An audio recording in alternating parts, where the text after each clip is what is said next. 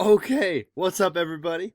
We're about to get back into youth ministry. If you're watching this months down the road or possibly years down the road, we're coming out of quarantine and we're starting the youth ministry back up.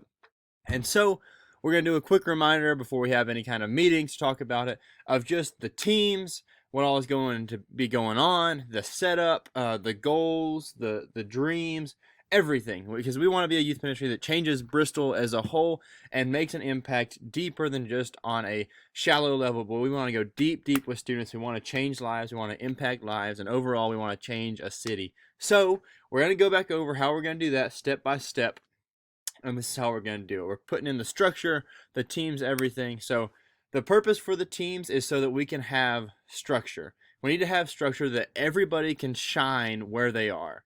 Like, some people are great at talking to students, and that's awesome. Some of us are not.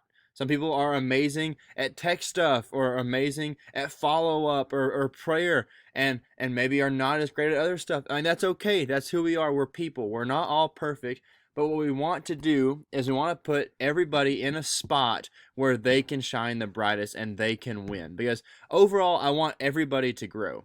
Not just students, I want every person on this team to grow. I want to help you through that. I want to do whatever I can to put you, if you want to speak, if you want to do whatever, I want you to be in a spot where you can personally grow, not only in your relationship with God, but also just as a Christian, and see, okay, hey, I need to work on this. I need to get better with this. So these teams are going to put you in this spot that are going to put you really at the best position where you can really make an impact in a student's life. So um, we're going to celebrate 3 wins. There's a ton of wins in student ministry. I mean, if a student comes for the first time, that's a huge win. Or if a student's been coming and just starts talking after a year to somebody for the first time, that's a huge win. But we're going to celebrate these 3 and just blow them way out of proportion, blow them out of the water, because we are passionate about these things. So, one, the student is there in general. A huge mistake I made when I first started ministry was asking the students who were there where the other students who weren't there were.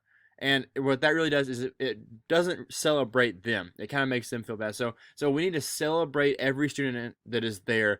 Just, I mean, to blow it out of the water, because they're choosing to spend their time with us, and that is incredible. The second one, if a student brings a friend, we're gonna blow that way out of the water, because we want to set a culture where that's desirable. Like if I am looking out from stage and I see a first time guest, I'm gonna ask, like, in the middle of the message, "Hey, who brought you?" And then hey, we're all gonna clap for them. I mean, that's gonna be the culture that we set. We have to be a trendsetter right here, because a bunch of student ministries are about to start back, and we need to be the one who is setting. Hey, this culture is a culture where we're gonna be as great as we can.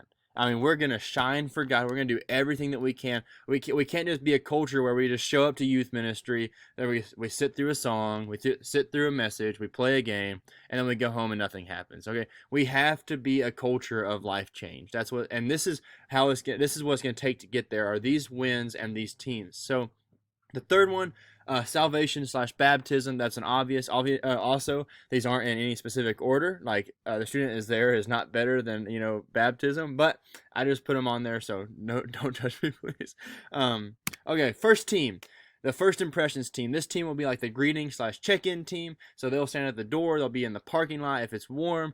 And as soon as a student gets out of their car, they are cheering for them. They're like, "What's up, man? I can't believe you're here, and I can't believe you're here." And so they're holding the door, and this is also like where they're gonna get checked in. And so they're just being celebrated like they're on a red carpet. Like, "Hey, man, I am so pumped that you're here. You have value here. No matter what you look like, where you come from, what your background is, whatever someone's done to you, you are loved and valued here."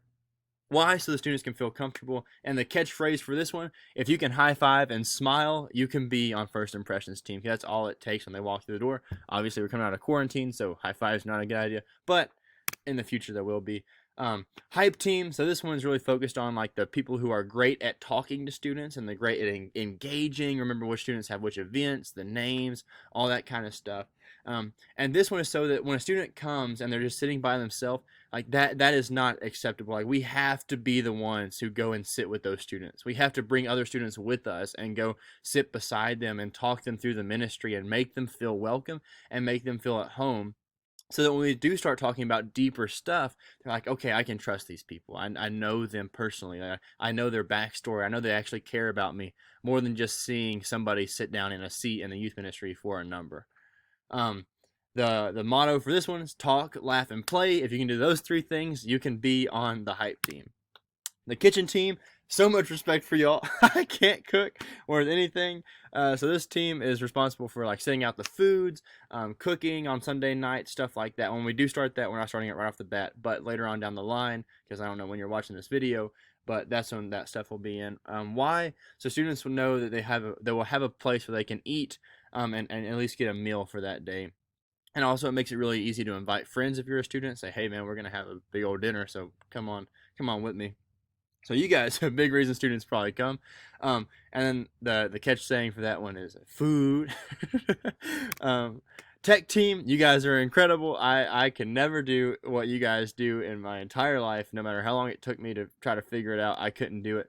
But you guys are responsible for making sure the service runs smoothly, and making sure that we stay up to date. Why? So it really keeps the students entertained and keeps them engaged. And your catchphrase is click buttons and be cool, because that's all I know that you guys do. Additional teams. So these are not directly related to like in-service times or like in the space down there. So I think that before, when we talked about the teams, it was kind of confusing because like these aren't necessarily when service is going on. So some people wanted to be on one, but they were like, okay, well, what do I do during service? So these are after, so everybody can be on these. I would prefer that you pick one team during service so you can just really knock a home run out of that one.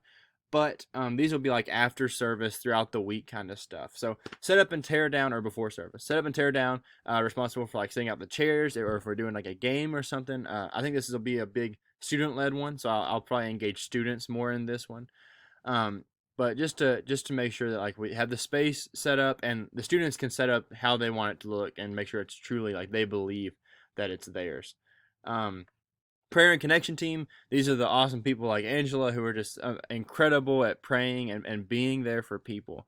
And so they're the ones who sit down and have the hard conversations. Like, I mean, because stuff can be tough, and some of us are not great at having those conversations. Like, I know I really struggled for a long time when a student wanted to sit down and talk about something serious. So those are those two extra ones. I think that's the end of the PowerPoint. Yeah. So listen, this is how we're gonna do the ministry. I'm so excited. I'm so pumped up. I cannot wait to start back. And I promise that I will do my best to set this structure so that the ministry doesn't need myself. That's my biggest goal, is like I want the ministry to be able to run and like people will not notice if I'm not there, because you guys are hitting it so far out of the park, because it's not my ministry. Sure, I had the title youth pastor of Bristol, but it's not mine. It's God, and He's entrusted me, and Highlands has entrusted me to run it. But I really want to put you guys in charge. I mean, it's not. I hate. I don't want people to look at this and be like, "Oh, that's James's ministry." I want this to be like, "Hey, that's the team's ministry, man." Do you see how Mark's working out there? Do you see how Kennedy's working? Do you see all these people who are just putting in all this effort and caring for these kids? You see Sandy, how she's organizing. I mean, like all of that. That's what I want the ministry to be. It's not about me. It's about glorifying God. And I want to put you guys in the best seat to where you can possibly do that. So that's the plan going forward. Thank y'all for watching this video. And if you're watching this a long time from now, this is where we came from. So I'm glad you're watching. But thank y'all.